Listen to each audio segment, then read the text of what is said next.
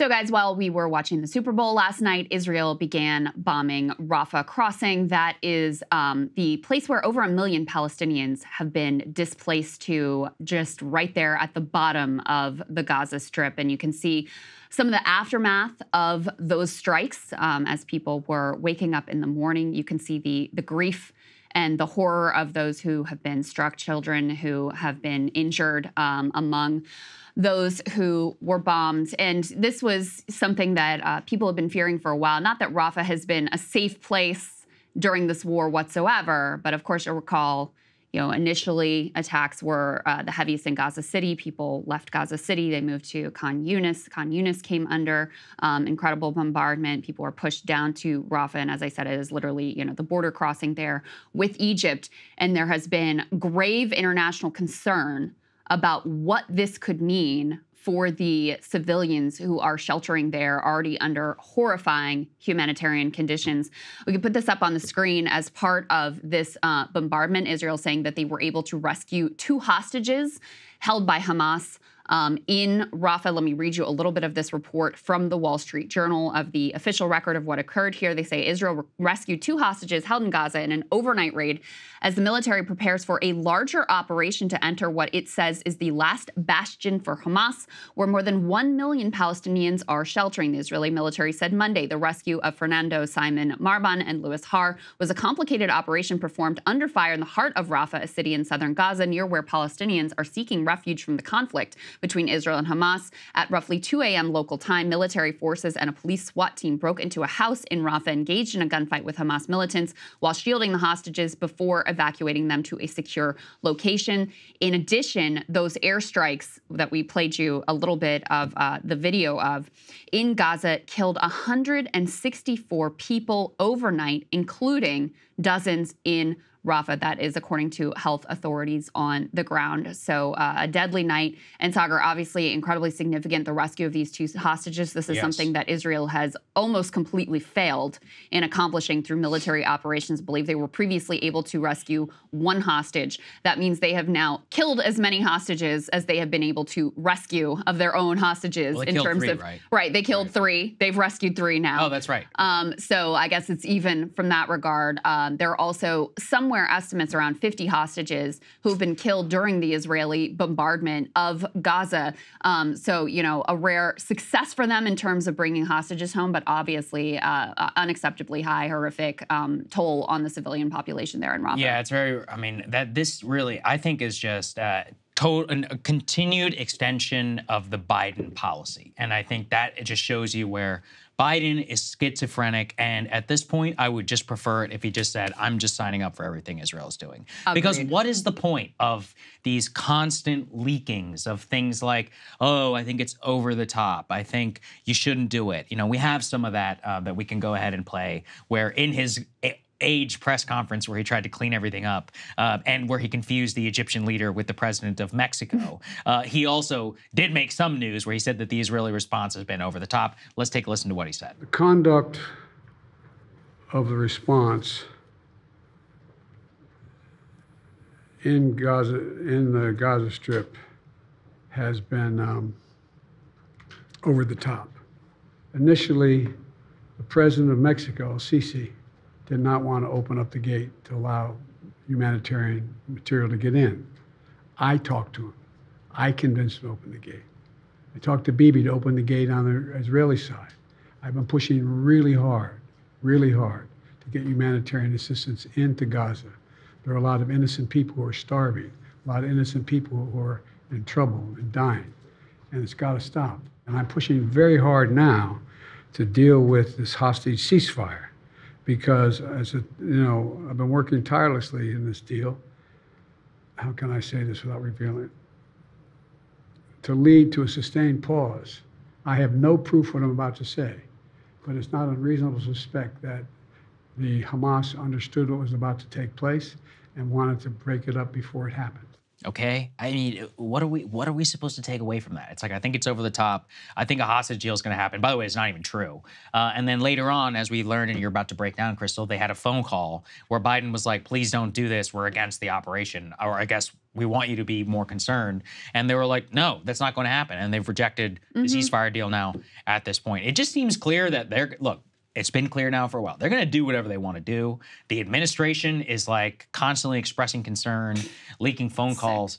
And, they're going to get to a point where I think we're slow walking ourselves to a full break. And we're about to talk about this with Egypt. We are in genuinely unprecedented waters. What I have always thought was this, is that Biden and them will, back Israel and all that to the point. But an actual expulsion of a mass millions of people from Gaza is a war triggering event of some kind. I'm not exactly sure what. It could be Hamas, Iran. It could happen in Jordan, Syria, Egypt, etc. But it will be a break, for foreign relations. We're getting to a point where that seems almost inevitable at this point, where we're going to have to make a choice when obviously it could have. This really was probably the last time, and we could probably look back, on the beginning of this. And if there is no ceasefire deal or any of that, I don't see a separate way out of this, in terms of what exactly is going to happen, just because we got 1.5 million people who are all clustered in a single area, and they can't go north. There's only one way to go. The Egyptians are threatening to terminate. So now what?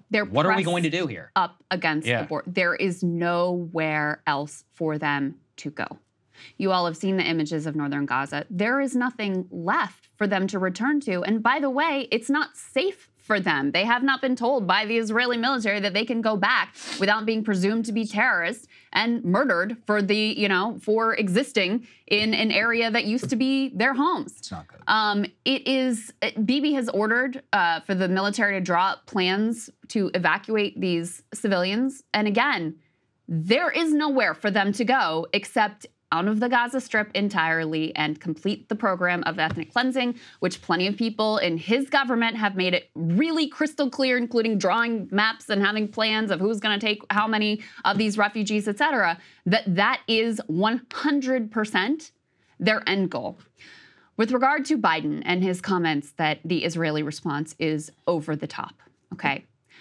First of all, there was a whole, news cycle of, oh my goodness, this is the furthest Biden has gone. I mean, even this language is so weak and so sanitized, given what has been done to these people. I mean, they are all displaced for their homes.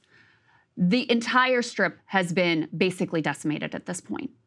30,000+ killed, majority women and children, hospitals, schools, universities, ambulances targeted. I'm going to do a monologue tomorrow about this little girl and her rescuers that were targeted and murdered by the IDF. And the best you can say is, quote unquote, over the top. And to Saagar's point, to make matters worse, like if it's over the top, or as he said before, the bombing is disproportionate, do something about it. But we know all they'll do, which we have another report in the press that I just saw this morning, another one of these like, oh, he's concerned and Bibi's hard to maneuver, but behind the scenes, he's very, obviously none of this is having any kind of an impact, even if you are actually having these quote unquote tough conversations without throwing your weight around. So here we are. And what has been done already is completely unjustifiable, to the point that the ICJ has said they're plausibly committing a genocide. And the most you can do is say it's quote unquote over the top. Let me put this up on the screen. This is also in that vein of the deep concerns that we have, blah, blah, blah, which really is just disgusting and offensive to see these reports at this point. But this is the latest from Axios. Biden tells Bibi, no Rafah operation without plan to protect Palestinian civilians. Of course, as we already showed you, they already said screw you and have started bombing Rafah without any plan to protect Palestinian civilians. Over 164 people dead in airstrikes overnight. The details here are he spoke to Bibi on Sunday. He cautioned him against the military operation. Why it matters. There's growing frustration. How many times have we heard that, Saagar? In the White House with Netanyahu and the Israeli government's rejection of several U.S. requests. And Biden earlier this week called the Israeli military operation in Gaza over the top. Oh, wow. I'm sure that'll really make them listen. And here's the other thing is if you know anything about Netanyahu specifically, his government specifically, but also where Israeli society is, the prosecution of the war and the direction that this was going to go in was 100% predictable and predicted, including by people like us who aren't experts, at the time. From the beginning, we knew what this was going to look like, and all we have ever gotten are these pathetic and impotent leaks about how concerned they are. So the stakes here, not only, first and foremost, for Palestinian civilians, but not only for Palestinian civilians, for the region and the broader world, could not possibly be higher. Egypt, let's put this out. They are furious about this potential operation, which already appears to have begun in Rafah. They are threatening to suspend the Camp David Accords that were negotiated by frickin' Jimmy Carter if Israel pushes into Rafah and engages in all-out assault there. Egypt is threatening to suspend that peace treaty if Israeli troops are sent into the densely populated Gaza border town of Rafah, says fighting there could force the closure of the territory's main aid supply route to Egyptian officials, and a Western diplomat said Sunday. The threat to suspend the Camp David Accords, a cornerstone of regional stability for nearly half a century, came after Bibi sent troops into Rafah and said that it was necessary to win the 4-month-old war against the Palestinian militant group Hamas. Egypt fears a mass influx of hundreds of thousands of Palestinian refugees who may never be allowed to return.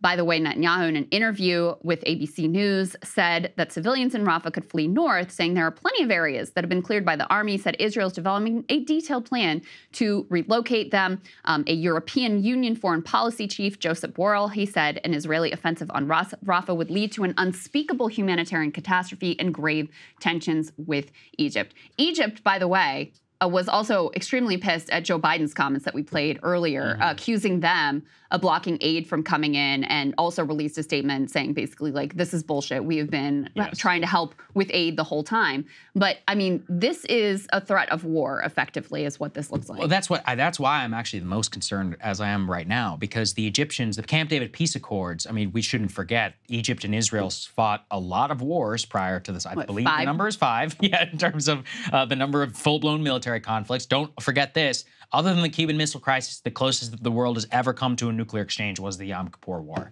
that we were very, very lucky to get out of. So there was a reason that those were signed by Jimmy Carter, and it was considered one of the most important things that he did while he was president, and the building upon that peace framework from Oslo was such an important part of that. Now, the other problem that I see here is, again, is that the Arab states are genuinely being pushed into a corner. Let's put this up here on the screen. This is from the Kingdom of Saudi Arabia. They say the KSA warns of, quote, very serious repercussions of storming and targeting of the city of Rafah in the Gaza Strip. We don't know what exactly that means, but we do know this, that the Saudis have a major military, they have capacity, but probably more important for Israel's case, they got a lot of money, and they have a lot of money and ties to a lot of people who are very willing to blow themselves up inside of Israel and nearby, as you can ask anybody who fought in Iraq and in Syria, or, who's observed international terrorism. This is one of those where, I have to say it again, the Saudi royal family, they don't care about Palestine, they barely even care about the Arabs. But the Saudi population and those Saudi clerics, those people care a lot. And the KSA, they rely upon basically the acquiescence of their people and of the clerics to keep things going. They've had like a weird detente over the last 25 years. If things step up, if there is some sort of ethnic cleansing, they may not have a choice, to do something militarily to support Egypt. Who knows? We could find ourselves in a serious Yom Kippur level diplomatic crisis. We've already had the Egyptian prime minister, I think, who has said that they, quote, will sacrifice millions to make sure that there is no mass expulsion of people onto their territory. That is a threat of war. So now it's the question, what is going to happen? Netanyahu, as you said they can flee north. They're not, obviously, because it's a critical zone. But the other thing is that, how much confidence do you really have in Israeli targeting? Because if they blow up the wall or border area crossing, this is the real Egyptian fear, then people will just run into the Sinai. And if that happens, it's not like the Israelis are going to let them back in. That's what they want. That's right. That's literally their goal. So now we're in a genuine standoff and a crisis. That's right. And that's a war. And then we will find ourselves involved in that because we supply both sides of them. That's exactly right. Yeah. Because, people have been forced into unimaginable circumstances. Their homes bombed, nothing to return to, living in tents amidst a million other people, starving to death, no sanitation, medical facilities bombed.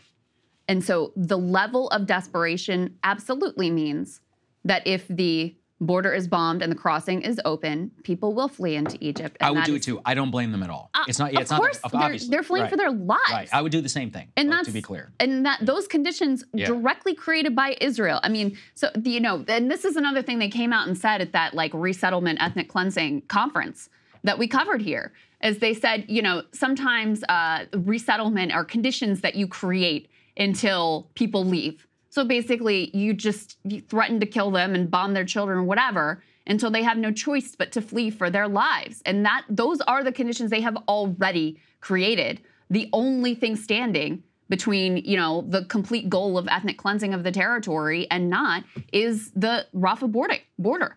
So that's where we are. Mm-hmm. That is the precipice that we're standing on. And I also want to say, in terms of this leaked phone call of Biden to Bibi saying like, oh, you can't attack Rafah until there's some sort of plan for civilians. Read another way, that's basically a green light. That's not saying, number one, it's certainly not saying I'm going to do anything about it. That's number one. Number two, it's not even saying don't do it. It's saying, oh, you have to float some kind of a plan for civilians in the area, which Bibi is claiming that he's doing, even though there is nowhere else for these people to go. They are already pressed up against the southern border, and the rest of the Gaza Strip has already been destroyed and occupied. So I don't know. It's a horrifying and terrifying moment for these human beings, and it is a terrifying moment for us and the world as well. I genuinely think we are on the precipice of absolute chaos. It very much could be. We'll continue to monitor the situation here. Thank you guys so much for watching. We really appreciate you, and hopefully you can help support our work here, or if you want to hear our analysis on the Tucker Carlson interview, breakingpoints.com. We're going to be running some experiments and things like that here, so bear with us. But other than that, we're going to have a show for everybody on Tuesday. We're looking forward to it. We'll have more clips from the RFK Jr. focus group for the rest of the week, and they go out the whole thing comes out early for our premium subs. Another reason that you should subscribe, but we'll see you then. Hey guys, if you like that video, go to breakingpoints.com, become a premium subscriber, and help us build the best independent media organization on the planet. That's right. We're subscriber funded. We're building something new. We want to replace these failing mainstream media organizations. So again, to subscribe, it's breakingpoints.com.